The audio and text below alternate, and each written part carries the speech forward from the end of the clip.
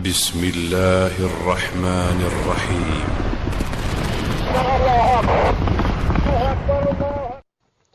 Bicara tentang kekuasaan itu dalam menegakkan Islam, apakah benar-benar bisa dijadikan alat?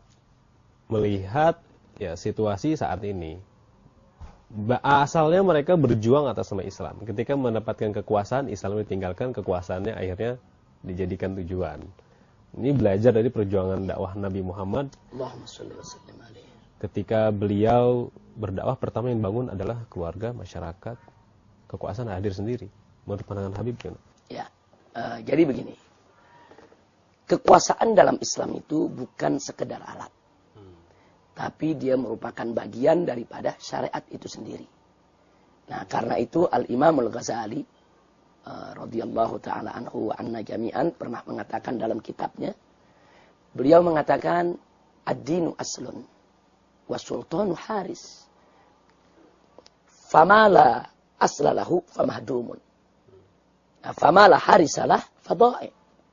Jadi kata Imam Ghazali, ad-dinu aslun, agama itu adalah fondasi. Wasultanu haris, dan penguasa itu adalah penjaganya. Famala asralahu famahdumun. Apa-apa yang tidak punya fondasi, dia akan roboh. Famala harisalah fadha'i, dan apa-apa yang tidak ada penjaga, dia akan hilang. Jadi ini ungkapan yang luar biasa dari Imam Ghazali. Artinya agama dan kekuasaan nggak boleh dipisah. Agama itu harus jadi fondasi. Karena kalau tidak ada fondasi agama, kekuasaan itu sangat berbahaya. Orang bisa melakukannya dengan sewenang-wenang untuk menzalimi orang lain.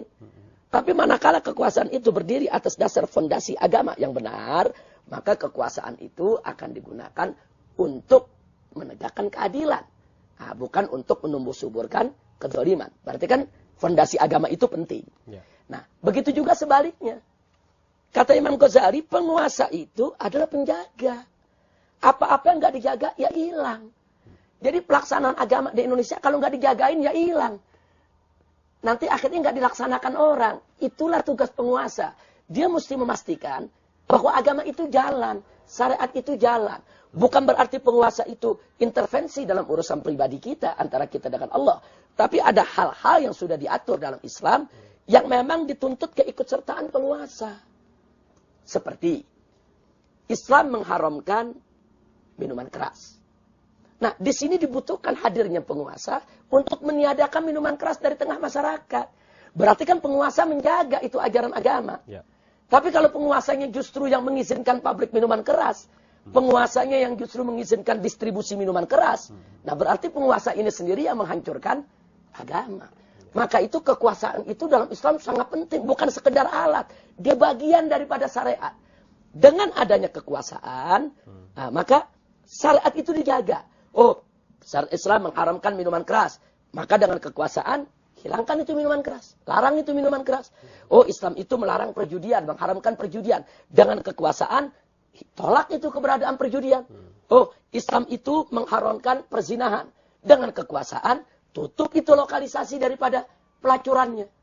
Nah, makanya kan kita bisa lihat contoh yang konkret. Bagaimana seorang wali kota Surabaya, seorang wanita lagi, begitu dengan beraninya menutup satu tempat pelacuran yang bernama Doli, yang merupakan tempat pelacuran terbesar se-Asia Tenggara. Dan itu sudah puluhan yang tahun. Selama ini presiden tidak pernah mampu untuk menutupnya. Dengan gubernur tidak pernah mampu untuk menutupnya. Dengan seorang wali kota dia mampu untuk menutupnya. Subhanallah. Artinya kekuasaan itu penting. Nah, jadi tidak bisa dipisahkan agama ini dengan kekuasaan. Jadi Islam adalah payung bagi kehidupan berkeluarga, bertetangga, bermasyarakat, berbangsa, dan bernegara. Nah, karena itu bagi pandangan saya dan kawan-kawan di Front Pembela Islam, bahwa Islam tidak boleh dikucilkan dari manajemen pengelolaan negara. Negara harus dikelola dengan syariat. Negara harus dikelola dengan hukum Allah. Negara harus dikelola oleh orang-orang yang amanat.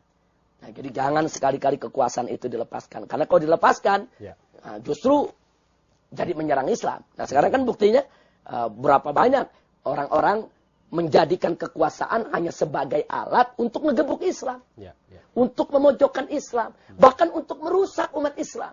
Dengan kekuasaan dia izinkan minuman keras, dia lokalisasi perjudian, dia lokalisasi pelacuran. Bahkan dengan kekuasaan dia legalkan itu homoseksual dan lesbianisme. Ya. Jadi kekuasaan ini dijadikan alat oleh kelompok-kelompok anti-Islam untuk menggebuk Islam. Nah, Islam harus melawan. Bukan dengan menjadikan kekuasaan sebagai alat lagi, tidak. Justru menghidupkan kekuasaan itu sebagai bagian daripada ajaran syariat Islam.